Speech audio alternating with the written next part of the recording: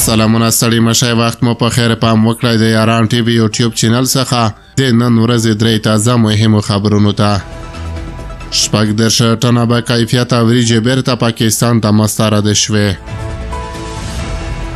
د خوست ولایت مسؤلین وایي چې دغه ولایت کې شپږ دېرش ټنه به کیفیته او چینجنې وریجې چې له پاکستان څخه دغه ولایت ته راوړل شوې وې بیرته پاکستان ته وګرځول شوې.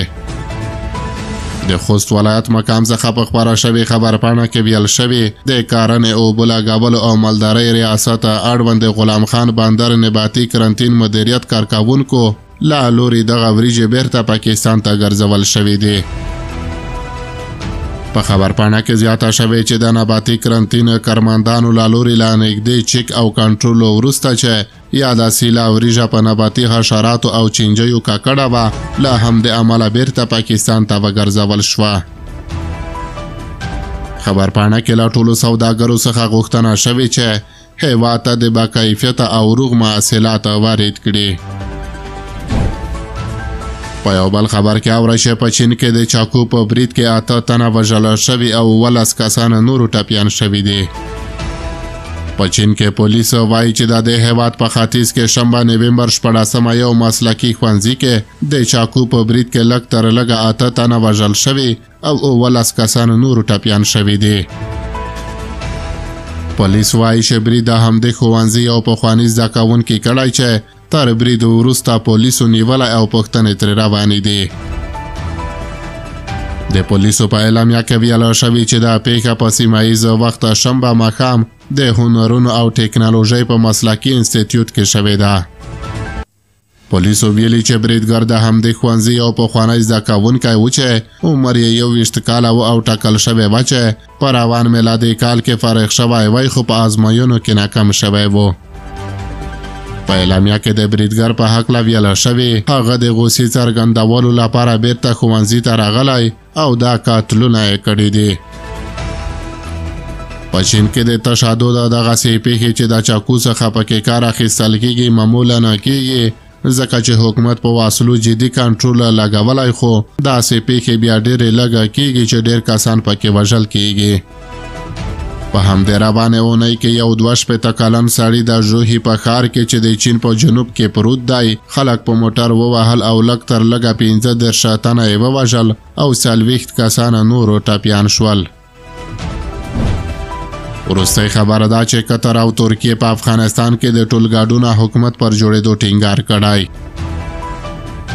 قطر او ترکیې په افغانستان کې د داسې حکومت د جوړولو وړاندیز کړی چې د افغانستان ټولو اقشارو او پرګنو ته پکې ونډه ورکړل شوې وي. د دغو دوه اسلامي هیوادونو مشرانو په افغانستان کې د بشري حقوقو پر وضعیت هم خبرې کړي او دلته یې د تلپاتې سولې او امنیت پر ټینګېدو ټینګار کړی.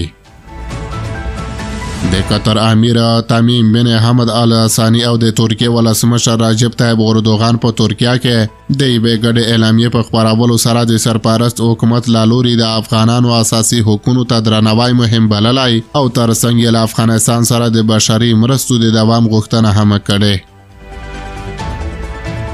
دوی دا څرګندونې د دواړو هیوادونو ترمنځ ستراتیژیکې سترې کمیټې د 10مې غونډې په پای کې کړې دي. د ګډې اعلامیې په یوه برخه کې راغلي موږ په افغانستان کې بشري حقوقو ته درناوی او په هغه هیواد کې د ټولګاډونه حکومت د جوړولو غوښتنه کوو. په افغانستان کې د دایمي سولې په ټینګښت کې هم خپل ژمنې لاسره تکراروو. په افغانستان کې د بشري مرستو په همغږۍ او له هغه هیواد سره د تعامل پر اړتیا هم خبر یو چې باید پام ورته وشي. د قطر امیر تمیم بن حمد ال ثانی د ترکیې او قطر ترمنځ ستراتیژیکو اړیکو د کمیټې په 10مه ناسته کې د برخې اخیستو په موخه د پنجشنبې په ورځ پلازمینې انکارې ته تللی و. نوموړي د دغه سفر په لړ کې د دواړو هیوادونو ترمنځ یو لړ هوکړې او تړونونه هم لاسلیک کړي او د ترکیې له ولسمشر سره یوه ګډه ویناپاڼه هم خپره کړې ده. که څه هم د سرپرست حکومت چارواکي ټینګار کوي چې حکومت یې پراخ بنسټه او ټول شموله دی او همدغه راز ښځو ته د شرایط په چوکاټ کې حقونه ورکړل شوي، خو د چارو څارونکي بیا وایي چې له نړۍ سره د سیاسي تعامل لپاره اړتیا ده چې یو شمېر هغه ګامونه پورته شي چې نړیواله ټولنه یې غوښتنه لري. د سیاسي چارو شنونکی محمد سلیم وایي د افغانستان خلک یو قانونمند نظام او حکومت غواړي، خو نه د ګاونډیانو او پردیو هیوادونو په فرمایش افغانان باید خپل برخلیک په خپله وټاکي، نه دا چې نور هیوادونه راشي او زموږ لپاره پریکړې وکړي یا د ټولګاډونو او نورو حکومتونو فرمایشونه راکړي. دوی باید اجازه ورکړي چې د افغانستان خلک خپله پریکړه خپله وکړي. ځینې نور بیا وایي چې که سرپرست حکومت غواړي چې نړیواله ټولنه یې پر رسمیت وپېژني، نو اړتیا ده چې د حکومت په اډانه کې یو لړ بدلونونه راولي. د نړیوالو چارو شنونکی عزیز په دې اړه وایي ترکیه او قطر د افغانستان دوست هیوادونه دي او د افغانستان په قضیاو کې ښکېل هم دي او د افغانستان له خلکو او چارواکو توقعات لري، نو د دې پر ځای چې له لرې فرمایشونه ورکړي او یا ووایي چې افغانستان کې باید څه ډول حکومت جوړ شي، دا د افغانستان کورنۍ مسله ده. دوی ته نه ښایي چې داسې خبرې وکړي چې د افغانستان د ملت په ضرر وي.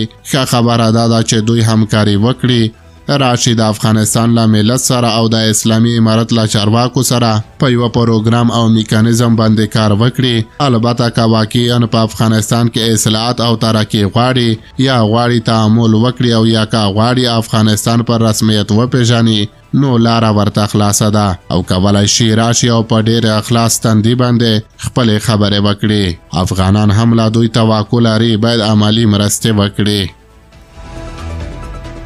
په تیرو 3 کالونو کې ګڼو هیوادونو او نړیوالو بنسټونو له سرپرست حکومت غوښتي چې پراخ بنسټه حکومت جوړ او د ښځو حقونو ته د درناوی وکړي.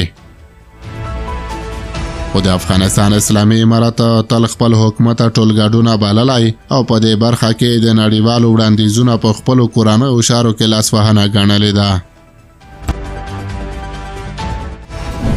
په یو بل خبر کې اورئ چې د امریکا په پوځ کې د ځان وژنې پیښې زیاتې شوې دي. د متحده ایالاتونو دفاع وزارت د پنجشنبې په ورځ نومبر 14 په یو خپور کړي راپور کې ویلي دي چې له 2021 کال راهیسې په امریکایي ځواکونو کې د ځان وژنې شمېر زیات شوی دی.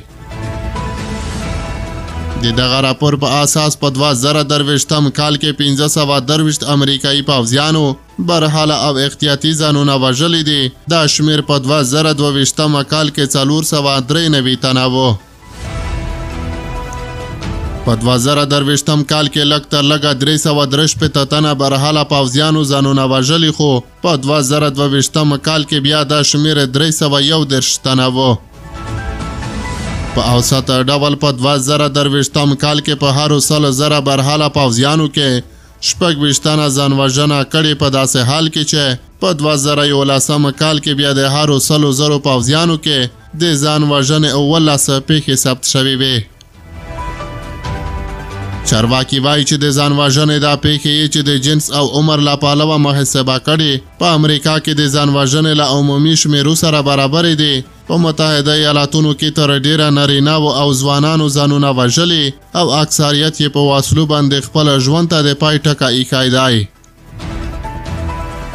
د متحده ایالاتونو د دفاع وزارت د موندنو په اساس په 2023 کال کې چې کومو کسانو ځانونه وژلي 18 سلنه یې نارینه وو چې تر 10 کالونو یې عمرونه کم وو. په عمومي ډول 15 سلنه پوځیانو چې ځانونه وژلي په ټوپکو یې دا کار کړی او 28 سلنې نور یې بیا ځانونه زندۍ او ځوړند کړي دي. د امریکا د دفاع وزیر لوید آسټن په پوځیانو کې د ځان وژنې مخنیوی د خپل کار لومړیتوب اعلان کړی دی او د دفاع وزارت د ټولو ادارې مشرانو د رواني ناروغیو او د وسلو د خوندیتوب په اړه پروګرامونه ترتیب کړي دي.